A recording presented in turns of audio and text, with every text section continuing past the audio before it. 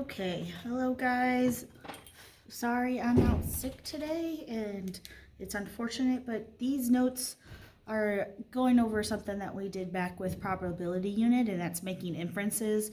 So it shouldn't be too bad. You're just going to be reading the problem and then picking which statement is true. So we've done that before and it's pretty easy, so hopefully you don't have too many questions.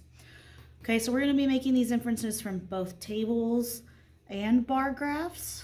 Okay, and we know what tables and bar graphs are. A table looks exactly like this.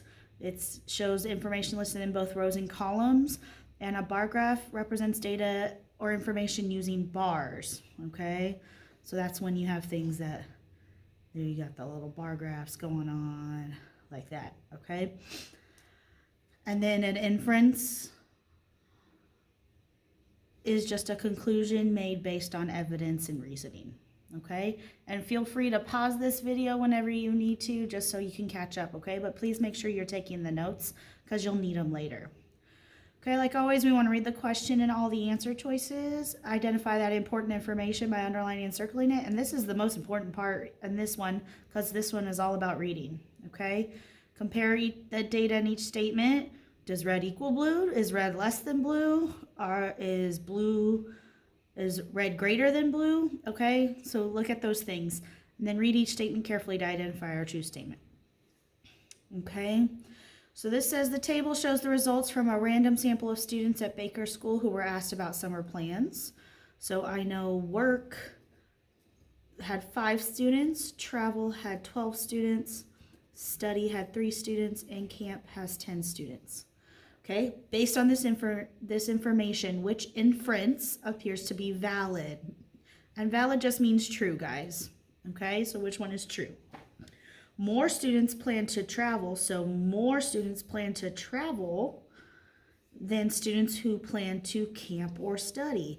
So just like before, I'm going to write up the numbers. Travel is 12, and then camp or study. So that doesn't mean it's more than camp or more than study. It means altogether it's more than that. So altogether that's 13. 12 is not greater than 13, so I know it's not that.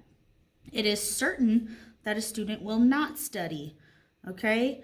Remember what I said about certain. Unless that's the only option or that option has 0 on it, it's probably not going to be certain. Okay? Because some kids might choose study here. It is certain that a student will travel, and that's not certain either because there's other students doing other things, so it's not certain that they're going to travel. Okay, and then last one obviously is going to be our answer because we ruled out all the rest. More students plan to camp, so camp is 10, than students who plan to work or study, so work is 5 and study is 3. Remember, we add those together, so 10 is more than 8, so that means D is correct. Okay, you're going to do the same thing with bar graphs. You'll be able to tell on the bar graphs because you can see if it's bigger or not on them when you compare those. Okay, and eventually we'll do it with some circle graphs as well, but that's easy. Okay, so that's all we're doing today. Please make sure you do the assignment. It's either book it or it's the paper assignment that the sub should put up at the front desk. Okay, please do the work, turn it in, guys, and you guys have a wonderful day. Hopefully I'll be back tomorrow on Friday. Thanks. Bye, guys.